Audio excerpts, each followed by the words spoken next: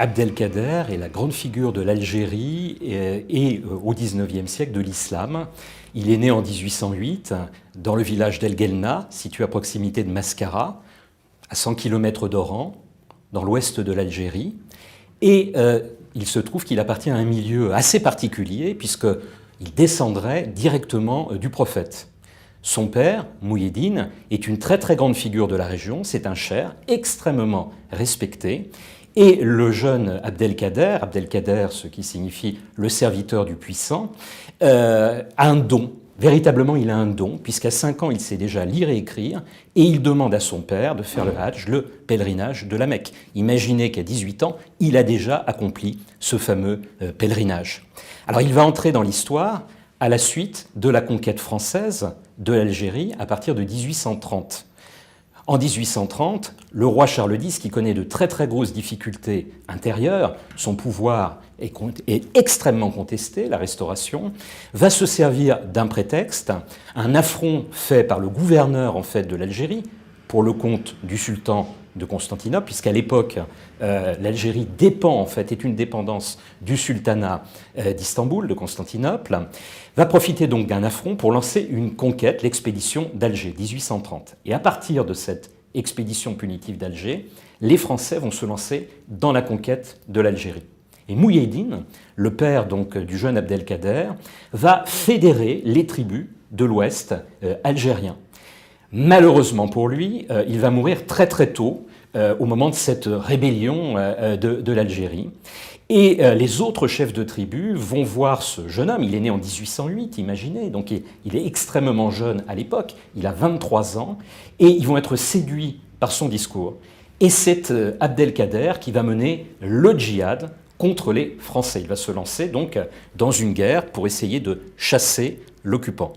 Alors cette guerre va être mêlée de victoires du côté d'Abdelkader et des arabo-musulmans d'un côté et du côté des Français de l'autre.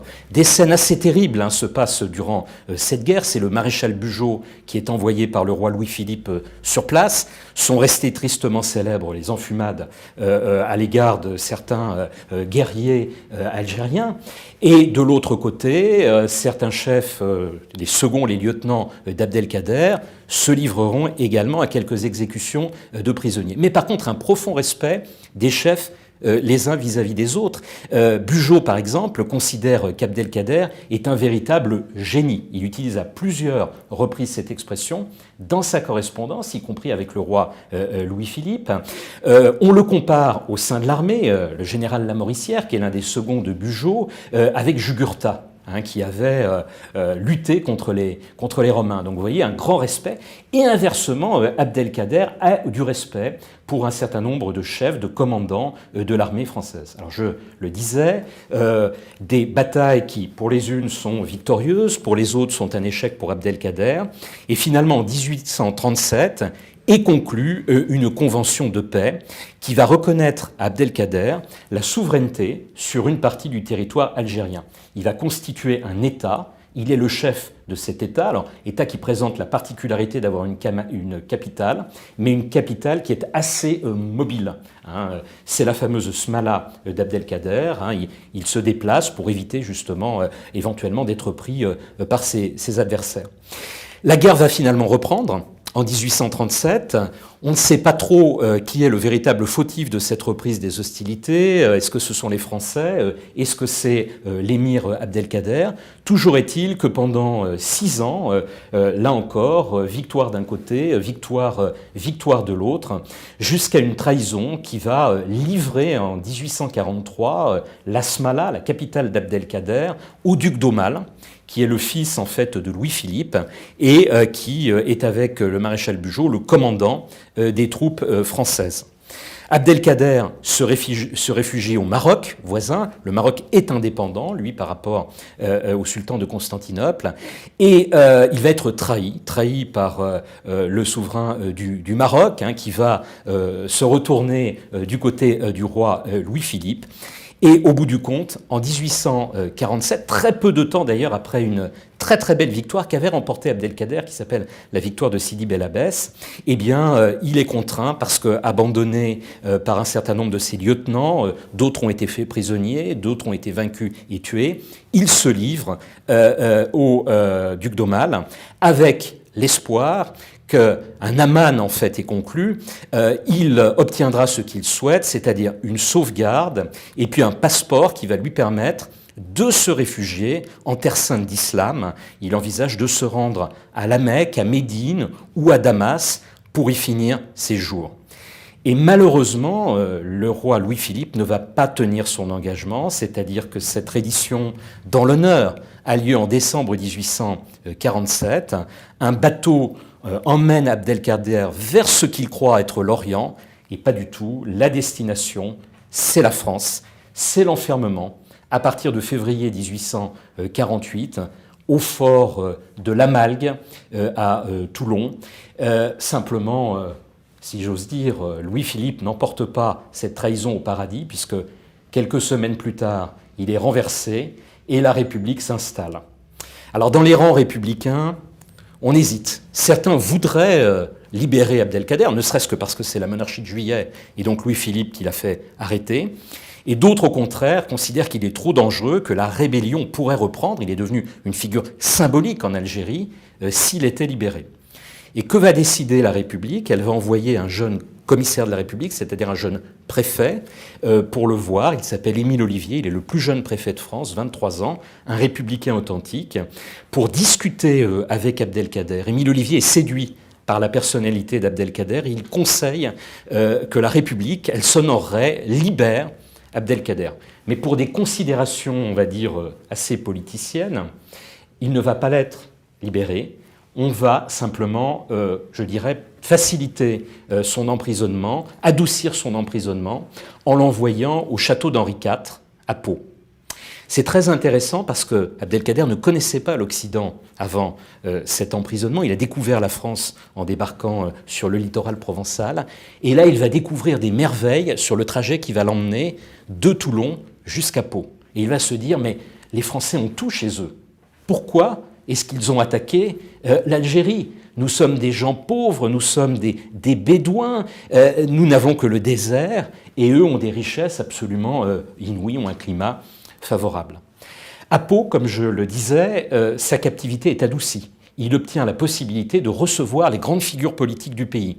Et il fascine Abdelkader. Ces grandes figures politiques veulent toutes voir Abdelkader pour discuter avec lui. Prosper Enfantin, qui est l'un des fondateurs, l'un des propagateurs du saint-simonisme, considère que l'Algérie recèle de merveilleuses potentialités de développement et il veut discuter avec Abdelkader, justement, pour voir ce qu'on peut faire avec lui. Prosper Enfantin respecte profondément les musulmans, respecte profondément les Arabes. Abdelkader reçoit ces gens, il a le sens de l'hospitalité, mais par contre, il se considère prisonnier. Et donc, il refuse les promenades hors du château de Pau qu'on l'autorise à faire. Dans un deuxième temps, il va être enfermé dans un autre château, qui est le château d'Amboise, où là encore sa captivité sera une captivité un petit peu dorée. Il a autour de lui ses 3 femmes, ses 2 fils qui l'ont accompagné, et toute sa smala. Donc, vous voyez, il est au milieu des siens.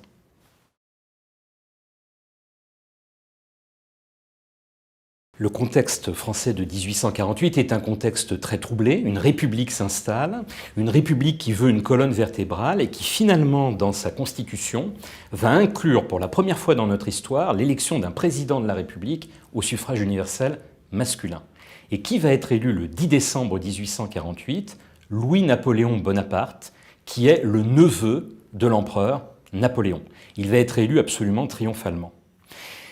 Louis-Napoléon Bonaparte, devenu président de la République, s'installe à l'Élysée. Il a énormément entendu parler d'Abdelkader. Il a entendu parler de lui en bien, il a entendu parler de lui en mal, car en France s'est développée en 1848 une double propagande.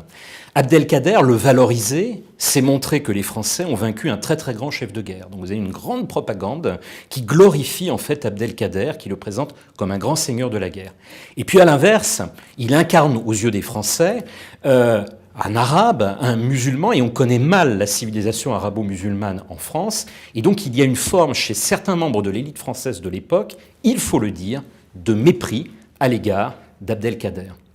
Louis-Napoléon Bonaparte n'a absolument pas ce mépris. Il connaît très très mal le monde colonial. L'Algérie est en train d'être transformée en colonie.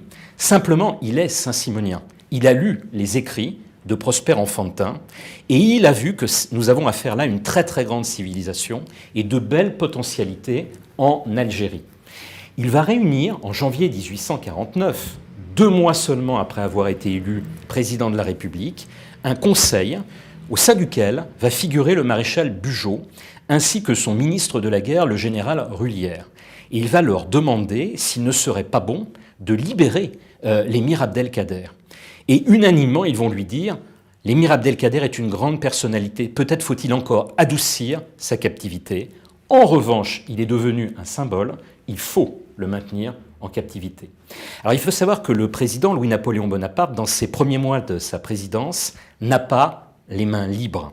Il faudra attendre décembre 1851 pour qu'il réalise un coup d'État par lequel il va instaurer un régime qui ressemble beaucoup à celui de son oncle Napoléon Bonaparte, le consulat. Et il a gardé en tête cette histoire de l'émir Abdelkader. Et il se souvient que Napoléon Bonaparte, qui lui-même avait entrepris la fameuse expédition d'Égypte, était très ouvert, très tolérant vis-à-vis de l'islam et respectait la religion musulmane. Et lorsqu'à l'été 1852, au moment où il envisage de rétablir l'Empire, il va accomplir un grand tour de France pour consulter les populations. Le 7 octobre 1852, il va prononcer un discours à Bordeaux. Et ce discours est absolument fondamental pour la suite, puisqu'il va dire « Nous avons fait la conquête, sous mes prédécesseurs, d'un très grand territoire qui s'appelle l'Algérie. L'Algérie mérite d'être développée, de même que je serai bientôt sans doute l'empereur des Français, je désire être le roi des Arabes. » Et quelques jours après ce discours de Bordeaux, il se rend à Amboise où est incarcéré Abdelkader et il va le libérer. Les 2 hommes tombent dans les bras l'un de l'autre. Abdelkader va revenir à Paris quelques jours plus tard, cette fois-ci libre, et il va assister à toutes les festivités du passage au Second Empire. Imaginez que le 2 décembre 1852, il est l'un des hôtes de marque du Palais des Tuileries, dans l'entourage immédiat de Napoléon III. Il faut appeler désormais Louis-Napoléon Bonaparte Napoléon III. Imaginez que Napoléon III, le nouveau souverain, lui fait les honneurs de sa loge à l'Opéra. Et alors là, un phénomène absolument incroyable.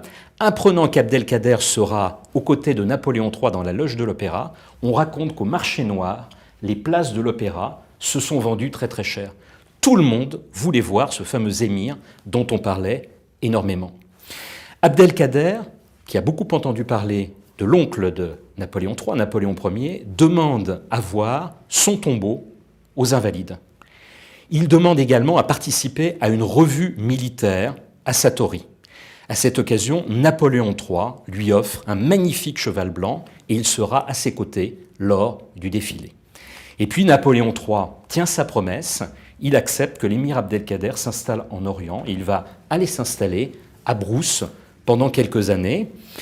Napoléon III profite également un petit peu de la situation. L'un de ses auteurs attitrés, il finance un certain nombre de propagandistes, qui s'appelle Eugène de Sivry, va publier dans les mois qui suivent un livre qui s'appelle Napoléon III et Abdelkader. Mais ce qui est très intéressant, c'est qu'il met les 2 figures sur le même plan en disant que Napoléon III et Abdelkader sont des figures de la modernité de l'homme d'État au milieu des années 1850. Abdelkader n'a pas rompu les liens avec Napoléon III. En 1855, à l'invitation de Napoléon III, il se rend en France pour l'exposition universelle, la 2e de l'histoire après celle de Londres en 1851. Abdelkader adore les progrès scientifiques. Napoléon III va décorer une première fois Abdelkader à cette occasion. Une médaille va également être frappée en l'honneur d'Abdelkader. Les 2 hommes se considèrent comme de véritables amis. En 1860, Abdelkader a quitté Brousse et il s'est installé en Syrie, où son rayonnement fait que beaucoup de Maghrébins sont venus également s'installer en Syrie, à Damas autour de lui. Il y a là-bas un quartier qu'on appelle le quartier des Algériens, pour bien marquer la forte présence justement de cet entourage d'Abdelkader. Et se produit une catastrophe humanitaire. Catastrophe humanitaire qui va émouvoir une très très grande partie de l'Europe et du monde, à savoir que les Druzes, qui sont une secte musulmane, vont massacrer les chrétiens maronites. Le massacre qui a lieu dans les montagnes du Liban va prendre une grande ampleur tout autour, et y compris à Damas. Les Damascènes, avec le consentement du gouverneur pour le compte d'Istanbul, vont également massacrer un certain nombre de chrétiens. Et Abdelkader va ouvrir très généreusement les portes de son palais pour que les chrétiens viennent s'y réfugier. Les historiens estiment qu'entre 8 et 12 000 chrétiens ont eu la vie sauve grâce à l'émir Abdelkader. Le premier à lui témoigner sa sympathie, c'est Napoléon III. Il va décorer l'émir Abdelkader, son ami, de la Grande Croix de la Légion d'honneur, la plus haute distinction d'un ordre français. Il reçoit des distinctions de toute l'Europe. Et le sultan, voyant que Abdelkader a cette aura absolument inouïe, va lui-même lui accorder le Medjidier, qui est à l'époque le grand ordre de l'Empire ottoman, et va le remercier de ce qu'il a fait. Donc vous voyez, des liens extrêmement étroits entre Napoléon III et Abdelkader, et des liens qui perdurent. Des liens qui perdurent parce qu'en 1860, Napoléon III va visiter l'Algérie. Il est le premier chef de l'État à le faire depuis la conquête en 1830. Un voyage qui est un voyage extrêmement important parce que Napoléon III va se rendre au contact des tribus arabo-musulmanes. Il ne se contente pas de voir les militaires, il ne se contente pas de voir les colons, il voit les arabo-musulmans et il veut établir un pied d'égalité entre eux, les colons et les militaires. Tout cela aboutira dans plusieurs décrets de 1863. C'est la fondation du projet qu'il présentait à Bordeaux en 1852, du fameux royaume arabe. Et il a une idée en tête. Il voudrait que Abdelkader devienne le souverain des frontières de l'Algérie jusqu'à l'Empire ottoman, donc sur toute une partie du Maghreb et également le Mashrek. Un empereur des Arabes algériens, Napoléon III, roi ou empereur, et un empereur pour toute la partie orientale, nord-orientale de l'Afrique. Abdelkader, sans doute par modestie, il s'est beaucoup tourné vers l'islam, un islam rénové, un islam qu'il a beaucoup repensé pendant sa captivité française, un islam des Lumières, inspiré par le soufisme de son père, eh bien, va refuser cette proposition de Napoléon III et se concentrer dans les mois qui suivent vers la religion.